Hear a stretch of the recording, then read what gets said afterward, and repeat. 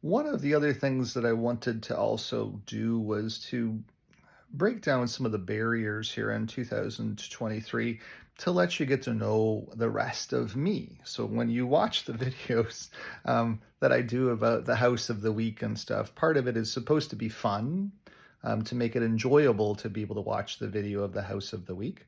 And also to be able to kind of highlight how I am as a skilled professional. There's a lot that I know, there's a lot that I can do for people, but I also find that it's very important to have some fun with things as well too. What good is watching a video if you don't have fun? Doing hopscotch in the basement of the house of the week on not Belleville, jeez, the house in Riverside. I just shot the video. Fairview. And one of my clients is going to have an offer on the house on Fairview. But it was just so much fun to be able to show you that personality that I have. One of the other things that you'll know is that every house in the city of Windsor, because of the rain that we get, every house needs gutters and downspouts, gutters and downspouts, gutters and downspouts. Every time I do a video, I'm going to be talking about the importance of gutters and downspouts. Unless you looked at my house, then you'd be like, oh, now I understand. Gutters and downspouts become exceptionally important in the city with the amount of rainwater that we get because we want to keep our basements as dry as humanly possible. We want to keep our crawl spaces as dry as humanly possible. We need that water coming off the roof to get away from our foundation or from our crawl space. But one of the other things that I wanted to do in 2023 was to let you know me a little bit more. You know the designations and those kinds of things, where I'll be doing some videos about them. I'm going to be adding more designations here in 2023 as well too. I'm going to join the National Association of Realtors over in the United States. And then that will also give me access to get some more designations behind my name. Not that I need any more, but I need more. It's never wrong to continue your education. I am a proponent of lifetime education. And I back that up by taking more classes. It's a lot of fun to learn these new things. But one of the things I wanted to do here on my YouTube channel was to let you get to know me a little bit more.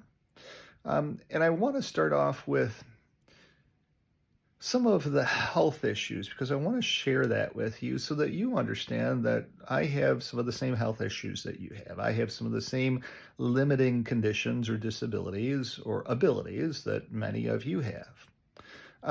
This particular video, I want to talk a little bit about an amazing thing, and that is that and it's very common, it's very current. So as you know, in our society, we just had a football player that collapsed on the football field, and he needed to be revived. Luckily, now we're finding out that he's doing well. He's recovering well. And that's amazing because it was in God's hands. Nobody knew anything. We could just give him time. That heart had to heal. We still don't know, and we probably will not know, the damage that was done to his heart. And he may never be able to play football again, but that's okay too, because there's things outside of football in life. And for me, I am a little bit jaded when people ask me, what do you think of that? I'm like, it's no big deal. It's outside of anybody's hands. People die all the time. It's part of the business that I'm in, being a life insurance provider. I just realize that people die all the time, unfortunately. We are all on that path. Nobody gets out of that without dying.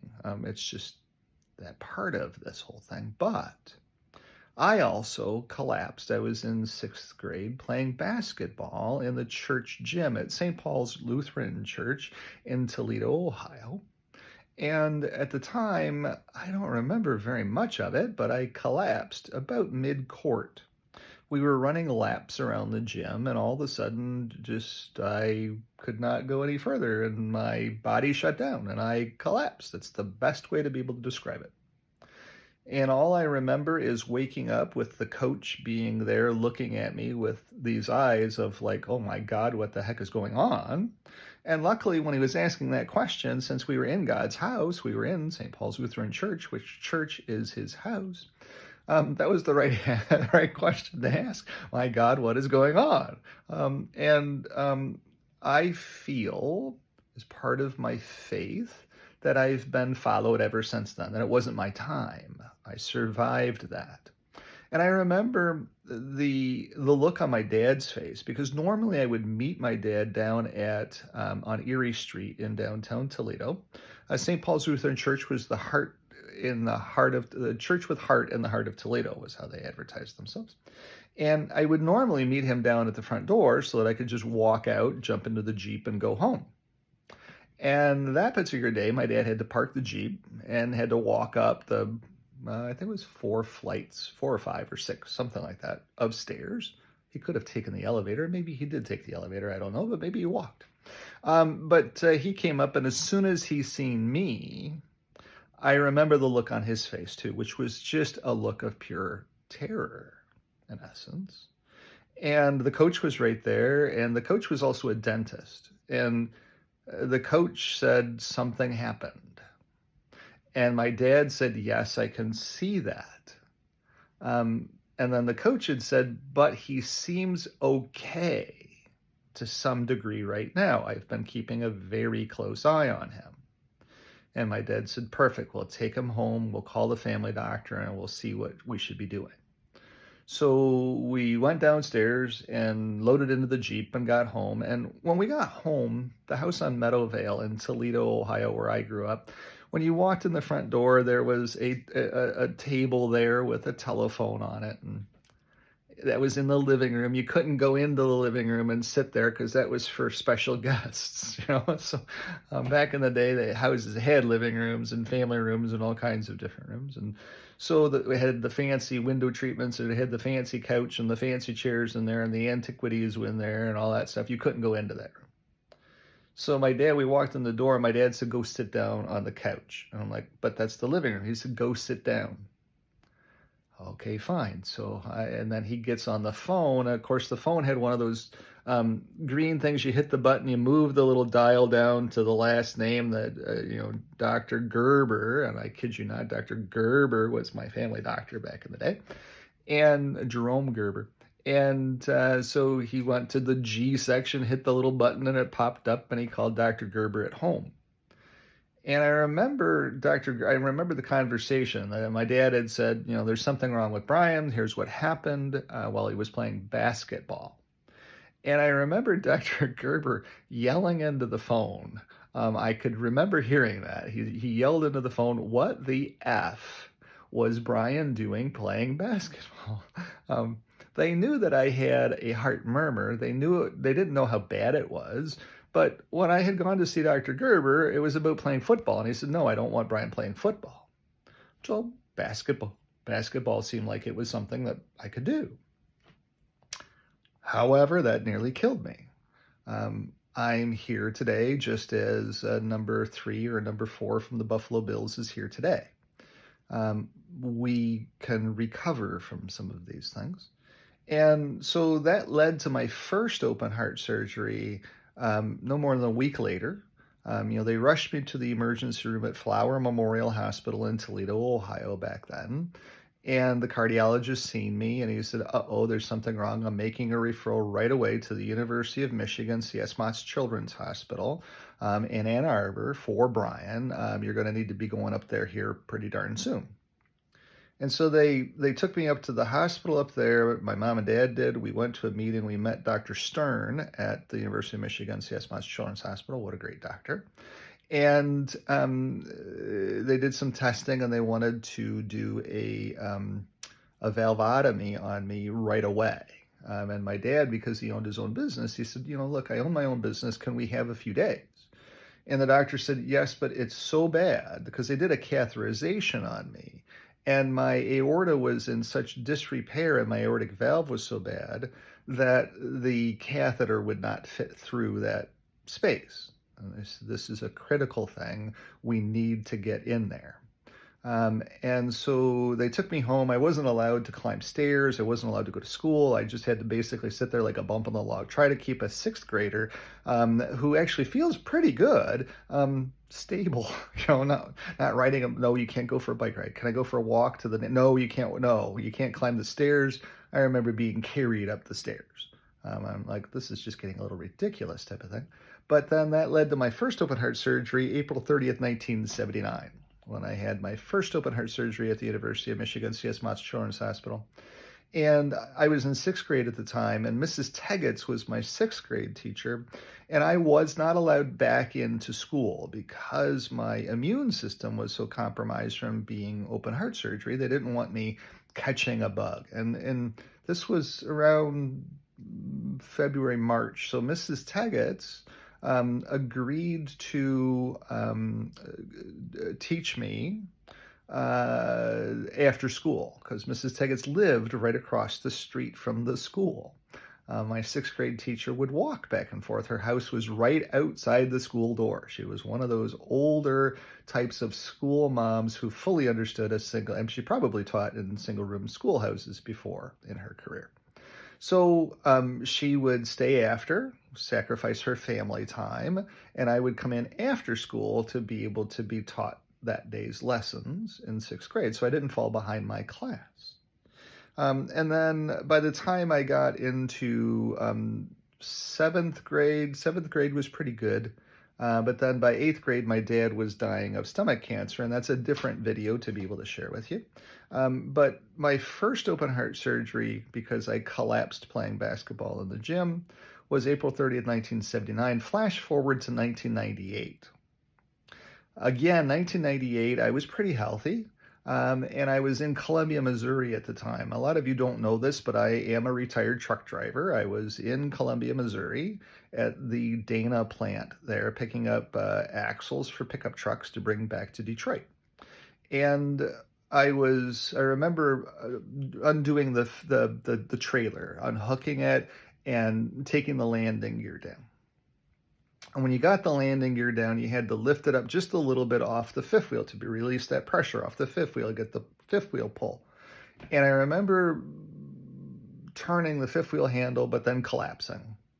And I remember waking up and looking up to heaven and saying, okay, something just happened, but I'm not there.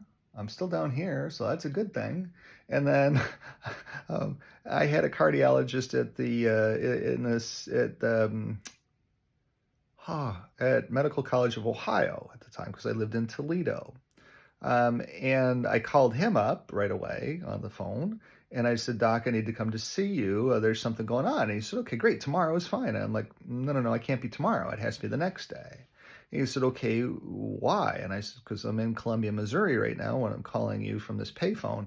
And I need to get back to Toledo to be able to come see you. It's going to take me a little bit of time.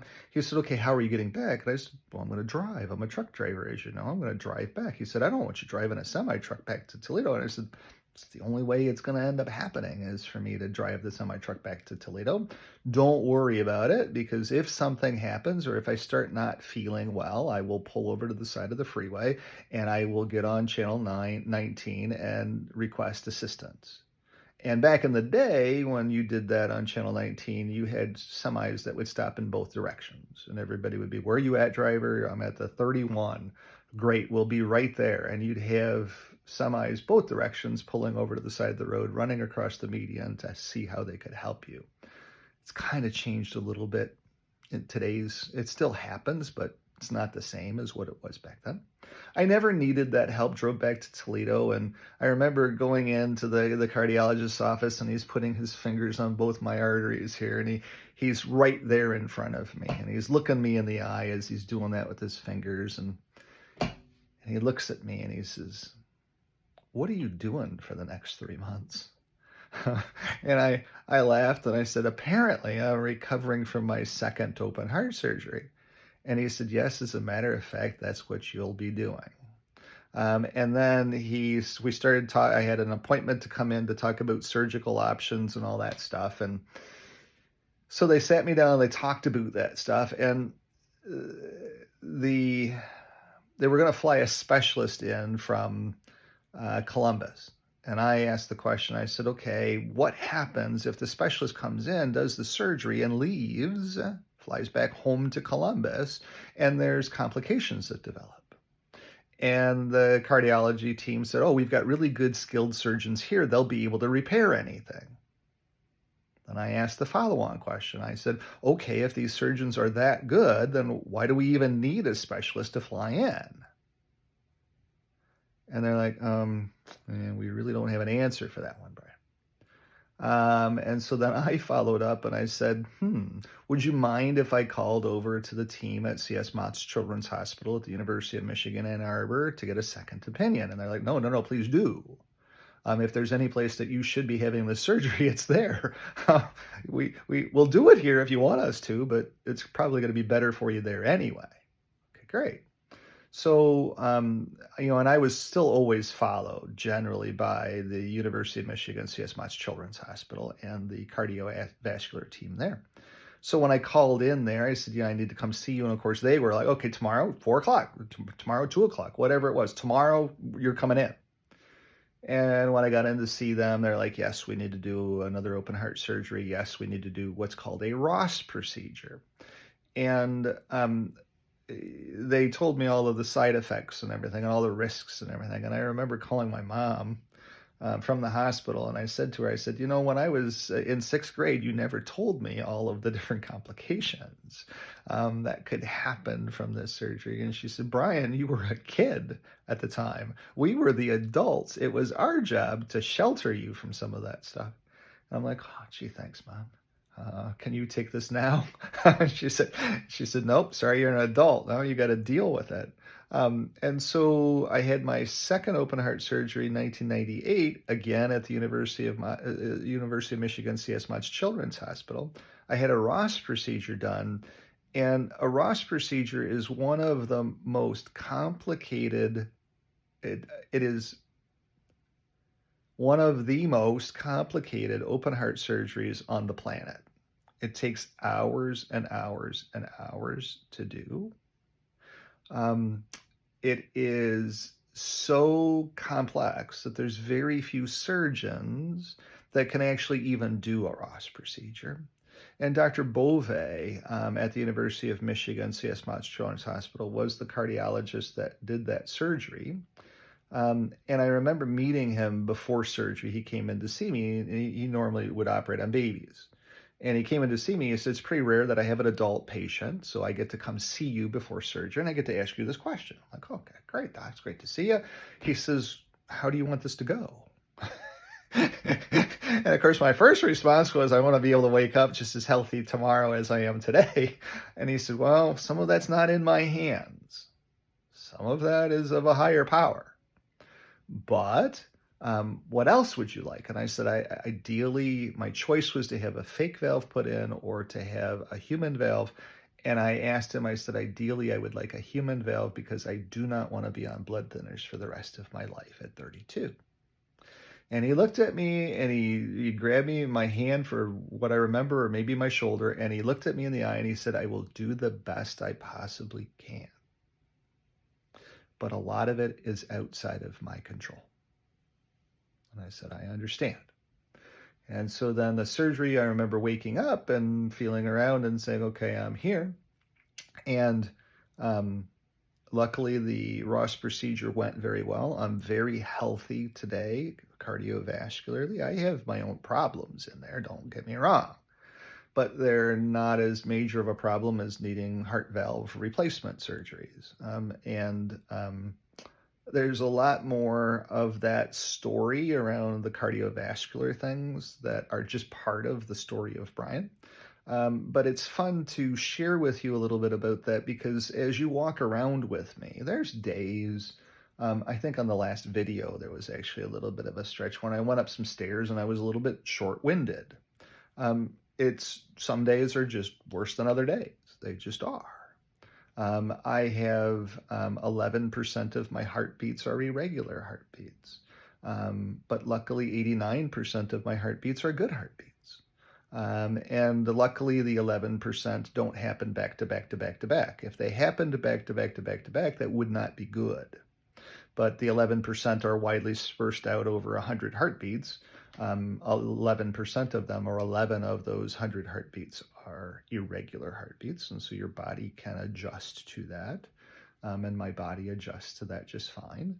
But that's a little bit more about, so when you've been clinically dead twice, I've been frozen to 45 degrees twice. My heart has been legally stopped twice. When you have that, you are a little bit jaded when you see somebody collapse on the football field, knowing that the heart electrical machine is right there, that he's, they're pounding on him and they're taking care of him right away. If there was any place to have a cardiovascular event, it apparently is right on national TV in the middle of a football game, because the care he had was state-of-the-art, instant state-of-the-art care. And then you're like, okay, he had state-of-the-art care. It's all up to him now. It's all up to that higher power on how well this goes. We don't know how much damage has been done to his heart.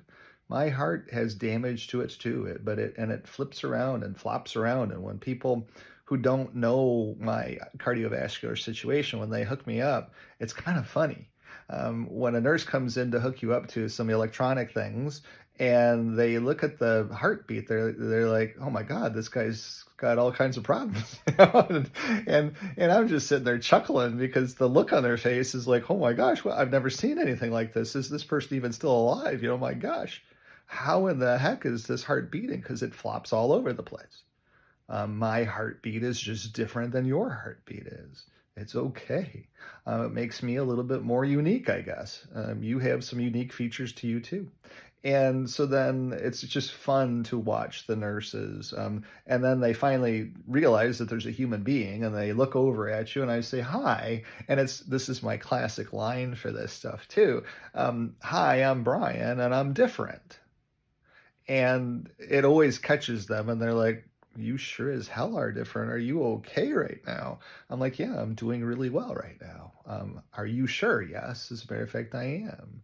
And so there's some different stories and some different videos that I could share with you over the years of all of that. But you have your medical things too. And I'm just sharing with you one of mine. There's many more I have as well too, as I age, that I walk around with. And as a person of faith, the way that I look at it is, I say to God, I say, thank you for putting it on my shoulders. Apparently, my shoulders are strong enough to be able to support that. And thank you for putting it on my shoulders rather than putting it on somebody else's shoulders who might not be strong enough to be able to hold that and carry that with them through life.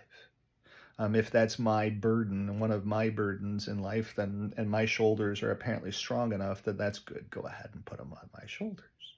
And that's how I look at it, is that we all end up having things put on our shoulders. A lot of my medical things I know about.